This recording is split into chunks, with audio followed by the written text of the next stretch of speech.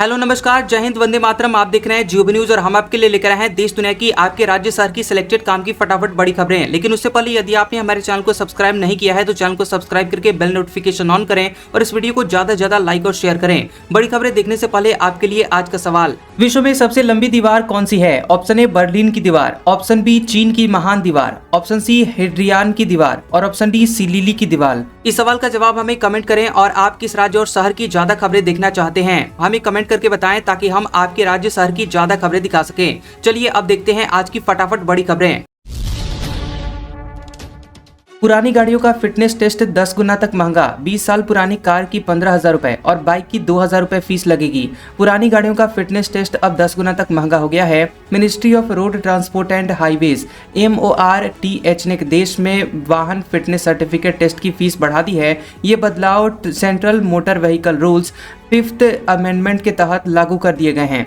नए नियमों के तहत अब 20 साल पुरानी कारों का फिटनेस सर्टिफिकेट बनवाने के लिए 15,000 रुपए, बाइक के लिए 2,000 रुपए और हैवी कमर्शियल व्हीकल के लिए 25,000 रुपए देने पड़ेंगे। इसके अलावा गाड़ियों के लिए फिटनेस सर्टिफिकेट 10 साल में लेना होगा, जो पहले 15 साल पुरानी गाड़ियों के लिए अनिवार्य था।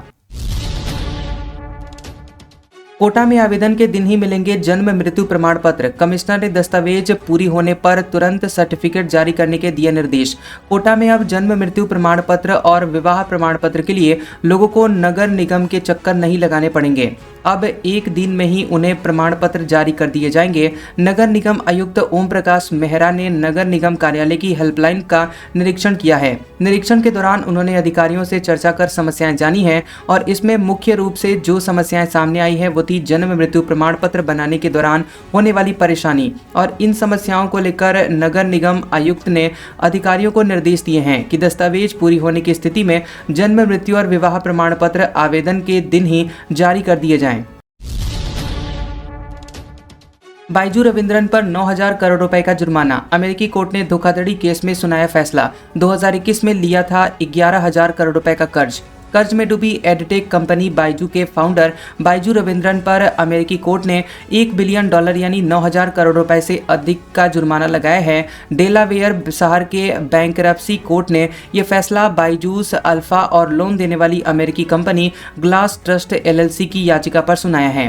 बाइजू अल्फा एक अमेरिकी कंपनी है जो कि भारतीय एडटेक बाइजूस की सहायक कंपनी है और इसे 2021 में डेलावेयर अमेरिका में स्थापित किया गया था, जिसका मुख्य उद्देश्य बाइजूस के लिए फंडिंग जुटाना था। अखिलेश का फरमान, मायावती पर टिप्पणी नहीं करें। बिहार चुनाव के नतीजों से बेचैन, 2027 के लिए नई रणनीति बना रहे। बिहार विधानसभा चुनाव के नतीजों ने पूरे विपक्ष को झकझोर कर रख दिया है।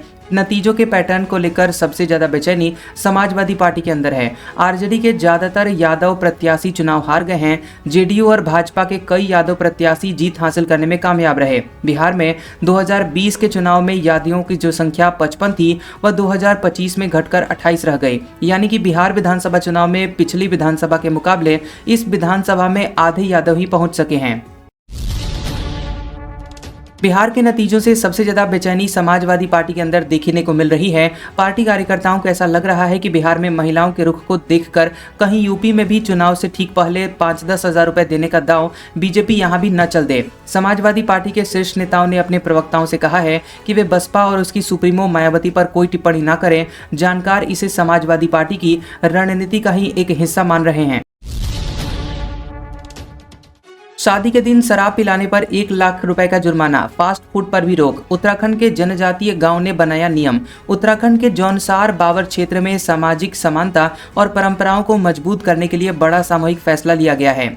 खत शैली से जुड़े हुए 25 गांव ने तय किया है कि अब शादी और शुभ आयोजनों को पूरी सादगी से मनाया जाएगा। इन गांव में शराब, फास्ट फूड और महंगे तोहफे पूरी तरह से बंद कर दिए गए हैं। परंपरागत और सरल आयोजन को बढ़ावा देने के लिए बेटी की ओर से बकरा देने की प्रथा भी खत्म कर दी गई है। नियम का उल्लंघन करने वालों से 1 लाख रुपए का जुर्माना वसूलने का निर्णय लिया गया है। यह फैसला दोहा गाँव में खत के सरद स्याणा राजेंद्र सिंह तोमर की अध्यक्षता में बैठक में सर्वसम्मति से लिया गया। चंद्रशेखर को गर्लफ्रेंड की धमकी, इंडिया आ रही हूं, खत्म कर दूंगी। जिस माँ बाप ने प्यार दिया उन्हें ही धमका रहे, अब ताकत दिखाऊंगी। यूपी की नगीना सीट से सांसद चंद्रशेखर और उनकी कथित ex girlfriend doctor Rohini Ghavri के बीच विवाद थम नहीं रहा है। रोहिणी का दावा है कि चंद्रशेखर ने उनके माँ बाप को जेल भिजवाने की धमकी दी। रोहिणी ने चंद्रशेखर को धोखेबाज, एहसान फरामोश आदमी बताया। उन्होंने कहा कि अब आपकी जानी दुश्मन बन गई हूं, आपको पूरी तरह से खत्म कर दूंगी। जब बात माँ बाप पर आती है तो बच्चे हर मर्यादा लांघ देते हैं। आ रही हूँ इंडिया वापस, अपनी ताकत दिखाऊंगी। रोहिणी अभी स्विट्जरलैंड में रहती हैं। सिविल जज रिजल्ट दोबारा जारी करें, हाईकोर्ट का बड़ा आदेश। 121 खाली पदों पर एक भी एसटी कैंडिडेट का चयन नहीं, कोर्ट बोला ये गंभीर मामला है। मध्य प्रदेश हाईकोर्ट जबलपुर ने सिविल जज भर्ती 2022 में आरक्षित वर्ग के कम चयन पर सख्त रुख अपनाया है। 121 पद खाली रहने और अनुसूचित जनजाति यानी एसटी के एक भी अभ्यर्थी का चयन नहीं होने व अनुसूचित जाति एससी से भी सिर्फ एक का चयन होने को कोर्ट ने हुई सुनवाई में अत्यंत गंभीर कहा है। वहीं न्यूनतम आंकड़ों में छूट देकर संशोधित सूची बनाने का आदेश परीक्षा सेल को दिया है। कोर्ट ने कहा है कि मुख्य परीक्षा के लिए एससी के लिए 45% और एसटी के लिए 40% अंक न्यूनतम माने जाएं। साक्षात्कार के न्यूनतम 20 अंकों में भी राहत दी जाए। परीक्षा सेल को संशोधित सूची अगली सुनवाई में पेश करनी होगी। 53 साल बाद गृह विभाग सीएम के पास नहीं, नीतीश के पास सिर्फ सामान्य प्रशासन। बीजेपी के हाथ से फाइनेंस फिसला, जेडीयू के मंत्री कम लेकिन बजट ज्यादा। बिहार की नई नीतीश सरकार में विभागों का बंटवारा हो गया है। शुक्रवार देर शाम को ही मुख्यमंत्री नीतीश कुमार ने 26 मंत्रियों के बीच विभागों का बंटवारा कर दिया। बिहार में नवंबर 2025 से चल रही एनडीए सरकार में पहली बार गृह विभाग भाजपा के कोटे में गया है। प्रदेश में 53 साल बाद पहली बार मुख्यमंत्री ने गृह विभाग किसी मंत्री को सौंपा है, जबकि 20 साल के शासन के बाद नीतीश ने गृह मंत्रालय अपने पास नहीं रखा। डिप्टी सीएम सम्राट चौधरी को गृह मंत्रालय मिला है और पिछली सरकार में वो वित्त और वाणिज्य कर मंत्री थे। वहीं गृह विभाग देकर नीतीश ने उनका कद बढ़ाया है। गृह के बदले जदयू ने भाजपा से वित्त और वाणिज्य कर लिया है। आपको बता दें कि विजेंद्र यादव ऊर्जा के साथ वित्त विभाग का जिम्मा भी संभालेंगे। इसके साथ ही मंगल पांडे को फिर से स्वास्थ्य विभाग का जिम्मा सौंपा गया है।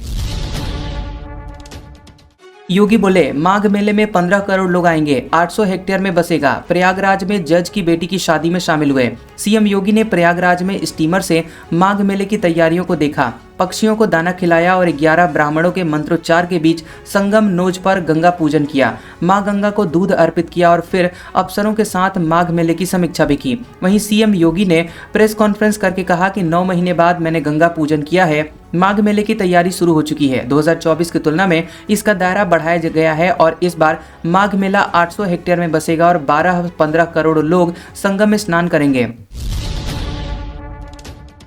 ब्रिजभूषण बोले 2029 का चुनाव जरूर लड़ूंगा, कोई ताकत रोक नहीं सकती। बीजेपी टिकट नहीं देगी तो पैदल लड़ेंगे। भारतीय कुश्ती संघ के पूर्व राष्ट्रीय अध्यक्ष और कैसरगंज के पूर्व भाजपा सांसद ब्रिजभूषण शरण सिंह ने 2029 के लोकसभा चुनाव में उतरने का ऐलान अभी से कर दिया है। उन्होंने कहा कि 2029 का चुनाव जरूर लड़ेंगे, भाजपा लड़ाएगी तो लड़ेंगे वरना पैदल लड़ जाएंगे। इससे पहले उन्होंने कहा था कि 2027 के लिए मैंने कोई तैयारी नहीं की है, लेकिन 2029 के लिए मन बना लिया है, कोई ताकत रोक नहीं सकती। दरअसल ब्रिजभूषण के 2029 चुनाव लड़ने वाले 2 बयान सामने आए। पहले अपने आवास पर दिए गए एक इंटरव्यू में उन्होंने कहा था कि 2027 में तो नहीं पर 2029 का चुनाव जरूर लड़ूंगा, मुझे दुनिया की कोई ताकत रोक नहीं सकती। पूर्व सांसद ने साफ किया है कि मैं भाजपा में हूं और भाजपा में ही रहूंगा। मेरे परिवार के 3 लोग भाजपा से ही राजनेता हैं, मेरी आत्मा अभी भी भाजपा में ही बसती है। मीडिया ने ममदानी से पूछा, ट्रंप को तानाशाह मानते हो? अमेरिकी राष्ट्रपति बोले, हाँ कह दो, मुझे फर्क नहीं पड़ता। अमेरिकी राष्ट्रपति डोनाल्ड ट्रंप और न्यूयॉर्क सिटी के नवनिर्वाचित मेयर जोहरान ममदानी की व्हाइट हाउस में पहली मुलाकात हुई। दोनों नेताओं ने बैठक के बाद मीडिया से बात की। मीडिया ने ममदानी से पूछा कि क्या वे अभी भी ट्रंप को फासिस्ट यानी तानाशाह मानते हैं। इस पर ट्रंप ने कहा, कोई बात नहीं, हाँ कह दो, ये समझाने से आसान है, मुझे इससे कोई फर्क नहीं पड़ता। रिपोर्टर ने पूछा कि ममदानी कार्बन उत्सर्जन पर सवाल उठाते रहे हैं, फिर वह वाशिंगटन हवाई जहाज में क्यों आए। इस पर ट्रंप ने कहा कि ममदानी बहुत मेहनत करते हैं और उनका यहाँ आना जरूरी था, इसमें कुछ गलत नहीं है। ये बता दें कि ये मोमेंट इसलिए खास था क्योंकि न्यूयॉर्क मेयर इलेक्शन के दौरान दोनों ने एक दूसरे को लेकर काफी तल्ख टिप्पणियां और बयानबाजी की थी। ट्रंप ने ममदानी को कम्युनिस्ट, पागल और जिहादी तक कह दिया था। वहीं ममदानी ने ट्रंप को तानाशाह और फासिस्ट बताया था। G20 समिट में मेलोनी से मिले मोदी, ब्राजीली राष्ट्रपति डी सिल्वा को गले लगाया। बोले पुराने डेवलपमेंट मॉडल ने रिसोर्स छीने, इसे बदलना जरूरी। पीएम मोदी ने जोहान्सबर्ग में G20 समिट में इटली की प्रधानमंत्री जॉर्जिया मेलोनी और दुनिया भर के नेताओं से मुलाकात की। इस दौरान ब्राजीली राष्ट्रपति लूला डी सिल्वा को उन्होंने गले लगाया। इसके बाद मोदी ने समिट के पहले सेशन में भाषण दिया। उन्होंने वैश्विक चुनौतियों पर भारत का नजरिया दुनिया के सामने रखा। मोदी ने पुराने डेवलपमेंट मॉडल के मानकों पर दोबारा सोचने की अपील की। उन्होंने कहा कि पुराने डेवलपमेंट मॉडल ने रिसोर्स छीने, इसे बदलना जरूरी है। दूसरी ओर अफ्रीकी राष्ट्रपति रामफोसा ने 2026 की अध्यक्षता किसी खाली कुर्सी को सौंपने की बात कही है। 2026 में G20 की अध्यक्षता अमेरिका को मिलनी है, लेकिन अब तक कोई अमेरिकी ऑफिशियल समिट में शामिल नहीं हुआ है। सीजीआई का शपथ ग्रहण, 7 देशों के मुख्य न्यायाधीश आएंगे। सुप्रीम कोर्ट के इतिहास में ऐसा पहली बार। जस्टिस सूर्यकांत 53वें चीफ जस्टिस होंगे। जस्टिस सूर्यकांत 24 नवंबर को देश के मुख्य न्यायाधीश के रूप में शपथ लेंगे। राष्ट्रपति भवन में होने वाले शपथ ग्रहण समारोह में ब्राजील समेत दुनिया के 7 देशों के मुख्य न्यायाधीश और सुप्रीम कोर्ट के जज शामिल होंगे। रिपोर्ट्स के मुताबिक भारतीय न्यायपालिका के इतिहास में यह पहला मौका होगा जब किसी सीजीआई के शपथ ग्रहण में इतनी बड़ी संख्या में दूसरे देशों के न्यायिक प्रतिनिधिमंडल की मौजूदगी रहेगी। समारोह में Bhutan, Kenya, Malaysia, Mauritius, Nepal और श्रीलंका के चीफ जस्टिस, उनके साथ आए परिवार के सदस्य भी शामिल होंगे। मौजूदा सीजीआई गवाई का कार्यकाल 23 नवंबर को खत्म हो रहा है। अगले सीजीआई जस्टिस सूर्यकांत 9 फरवरी 2027 को रिटायर होंगे। उनका कार्यकाल लगभग 14 महीने का होगा। तिरुपति लड्डू विवाद, मिलावटी घी से 20 करोड़ लड्डू बने। 5 साल में 68 लाख किलो घी का इस्तेमाल हुआ। एसआईटी ने पूर्व चेयरमैन से 8 घंटे पूछताछ की। तिरुमला तिरुपति देवस्थानम टीटीडी के लड्डू प्रसाद को लेकर नई बात सामने आई है। टीटीडी ट्रस्ट बोर्ड के चेयरमैन BR नायडू ने बताया कि साल 2019 से 2024 के बीच 48.76 करोड़ लड्डू बनाए गए और इनमें से करीब 20 करोड़ लड्डू मिलावटी घी से बनाए गए थे।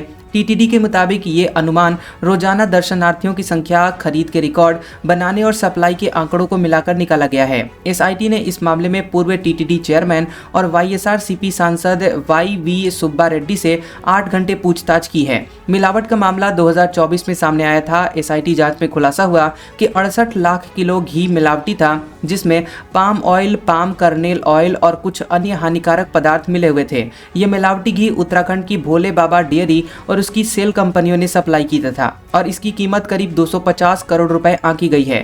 जांच एजेंसियों के मुताबिक पिछले 5 सालों में करीब 11 करोड़ भक्त तिरुपति आए थे, लेकिन ये तय करना मुश्किल है कि किसे मिलावटी लड्डू मिले थे। टीटीडी ने स्वीकार किया है कि वीवीआईपी लड्डू भी अलग से पहचाने नहीं जा सकते थे। तमिलनाडु विधानसभा चुनाव, सीट शेयरिंग के लिए कांग्रेस ने कमेटी बनाई। डीएमके के साथ ही चुनाव लड़ेंगे। एक्टर विजय की पार्टी से गठबंधन की अटकलें हुई खत्म। तमिलनाडु में 2026 में होने वाले विधानसभा चुनाव से पहले कांग्रेस ने सहयोगी दल डीएमके के साथ सीट बंटवारे पर औपचारिक बातचीत के लिए 5 सदस्यीय कमेटी बनाई है और यह कमेटी पार्टी अध्यक्ष मल्लिकार्जुन खड़गे के निर्देश पर बनाई गई है और गठबंधन की रूपरेखा पर दोनों दलों के बीच बातचीत का नेतृत्व करेगी। तमिलनाडु पुदुचेरी के कांग्रेस इंचार्ज गिरीश चोडनकर को कमेटी अध्यक्ष बनाया गया है। इसके अलावा टीएनसीसी अध्यक्ष, कांग्रेस विधायक दल के नेता और समेत 2 अन्य सदस्य भी कमेटी में शामिल हैं। टीएनसीसी ने इसको लेकर आधिकारिक घोषणा की है। महिला ने ट्रेन में इलेक्ट्रिक केतली में बनाए नूडल्स, वीडियो भी सामने आया। 15 लोगों की चाय भी बनाई। रेलवे ने कहा एक्शन लेंगे, महिला की अब तलाश शुरू। ट्रेन के एसी कोच में बैठी एक महिला के इलेक्ट्रिक केतली में नूडल्स बनाने वाला वीडियो वायरल होने के बाद सेंट्रल रेलवे ने इस मामले में कड़ी प्रतिक्रिया दी है। रेलवे अधिकारियों ने कहा है कि इसमें शामिल लोगों के खिलाफ जल्द कार्रवाई की जाएगी। दरअसल मीडिया रिपोर्ट्स के मुताबिक 20 नवंबर को रिकॉर्ड किया गया यह वीडियो सबसे पहले सरिता लिंगायत के इंस्टाग्राम हैंडल पर पोस्ट किया गया था। इसके बाद वीडियो तेजी से वायरल हो गया और लाखों बार इसको देखा गया। कई यूजर्स ने रेलवे अधिकारियों को टैग करते हुए इससे गंभीर खतरा बताते हुए नाराजगी जताई है। वीडियो क्लिप में महिला एसी कोच के चार्जिंग सॉकेट में घरेलू इलेक्ट्रिक केतली में नूडल्स पका रही थी। ये मजाक में ये भी कहती है कि वह कहीं भी रसोई बना सकती हैं। वीडियो में महिला मराठी में कह रही हैं कि वह इसी तरीके से 10-15 लोगों के लिए चाय भी बना चुकी हैं। आतंकवादी डॉक्टर्स की अलग अलग हैंडलर को रिपोर्टिंग थी, हथियारों के लिए फंडिंग की, उसी पैसे के लिए झगड़े थे उमर और मुजम्मिल। बता दें कि दिल्ली ब्लास्ट मामले में इंटेलिजेंस एजेंसियों ने एक बड़े अंतर्राज्यीय आतंकवादी नेटवर्क, हैंडलर्स की चेन और कई कोऑर्डिनेट हमलों की तैयारी का खुलासा किया है।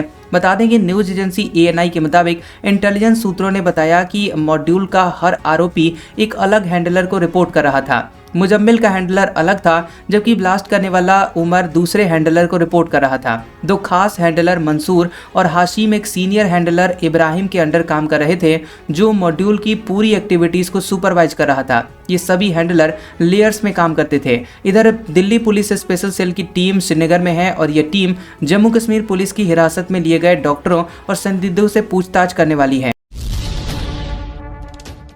थरूर बोले, अमेरिका में ट्रंप ममदानी साथ आए, भारत में भी ऐसा हो। कहा, चुनाव में बयानबाजी ठीक, इसके बाद राष्ट्रहित में मिलकर काम करें। कांग्रेस सांसद शशि थरूर ने अमेरिकी प्रेसिडेंट डोनाल्ड ट्रंप की न्यूयॉर्क के एक मेयर जोहरान ममदानी के साथ व्हाइट हाउस में हुई मीटिंग की तारीफ की है। उन्होंने कहा कि चुनाव के दौरान एक दूसरे पर तीखे हमले करने के बावजूद डेमोक्रेटिक भावना को बनाए रखा और दोनों अमेरिकी नेताओं का एक वीडियो शेयर करते हुए थरूर ने एक्स पर लिखा कि चुनाव में सभी पार्टियां अपनी अपनी विचारधारा के साथ जोश से लड़ें बिना किसी रोक टोक के, लेकिन एक बार जब चुनाव खत्म हो जाए तो देश के हित के लिए एक दूसरे के साथ सहयोग करना सीखें। मैं भारत में भी ऐसा ही देखना चाहता हूं। दिल्ली ISI कनेक्शन वाला हथियार तस्करी नेटवर्क पकड़ा। पाकिस्तान से ड्रोन के जरिए हथियार मंगाते थे, लॉरेंस और गोगी जैसे गैंगस्टरों को सप्लाई करते थे। दिल्ली पुलिस की क्राइम ब्रांच ने ISI कनेक्शन वाले एक बड़े इंटरनेशनल हथियार तस्करी नेटवर्क का खुलासा किया है। पुलिस ने बताया कि इस गिरोह से जुड़े हुए 4 तस्करों को गिरफ्तार किया गया है, जो कि पाकिस्तान से ड्रोन के जरिए हाईटेक हथियार मंगवाकर लॉरेंस गोगी जैसे गैंगस्टरों को सप्लाई करते थे। क्राइम ब्रांच के मुताबिक उन्हें इनपुट मिला था कि कुछ तस्कर दिल्ली में हथियार सप्लाई करने वाले हैं। इसके बाद रोहिणी एरिया में ट्रैप बिछाकर आरोपियों को पकड़ा गया। पुलिस ने मौके से तुर्की और चीन में बने हुए 10 हाईटेक और पिस्टल और 92 जिंदा कारतूस बरामद किए हैं। पुलिस का कहना है कि बरामद किए गए हथियार बहुत आधुनिक हैं और उनके पीछे बड़ा नेटवर्क काम कर रहा था। इससे लग रहा है कि यह तस्करी का संगठित और हाई फंडेड मॉड्यूल था। आज का सुविचार, हर दिन अच्छा नहीं हो सकता, लेकिन हर दिन में कुछ अच्छा जरूर होता है। कैसा लगा ये वीडियो हमें कमेंट सेक्शन में जरूर बताएं। वीडियो पसंद आया हो तो वीडियो को लाइक और शेयर करें और ऐसी इंटरेस्टिंग वीडियोस देखने के लिए हमारे चैनल GOB न्यूज को सब्सक्राइब करें और बेल आइकॉन को दबाएं। और हमारे ओल्ड और लेटेस्ट वीडियोस देखने के लिए हमारे प्लेलिस्ट और कम्युनिटी टैब को जरूर चेक करें। तो मिलते हैं अगले वीडियो में, तब तक के लिए आपका शुक्रिया।